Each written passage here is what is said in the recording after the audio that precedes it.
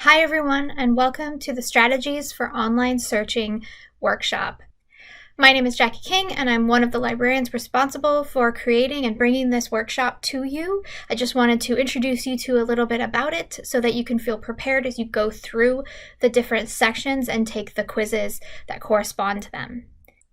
The first thing you're going to be doing is you're going to be doing part 1, how to search effectively on the web. This will include 2 pages and then a quiz. You can take this quiz up to 3 times. You will need to get at least an 8 out of 10 for it to be considered complete or to get your certificate at the end. Part 2 is tips and tricks for finding what you need. This has 1 page you're going to look through. It also includes a video. You will then take the quiz. Same rules apply as the part 1. Part 3 is analyzing what you find for credibility. This is about evaluating. So there's 2 pages that you will need to read, some videos to look for, and then you will have a quiz. Then you'll go on to your final assessment, which is a required survey so that we can always learn and improve upon this workshop. And then there is a final comprehensive quiz.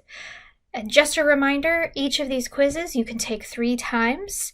And you will need to get at least 80% or 8 out of 10 on every single one of them in order to be awarded the certificate.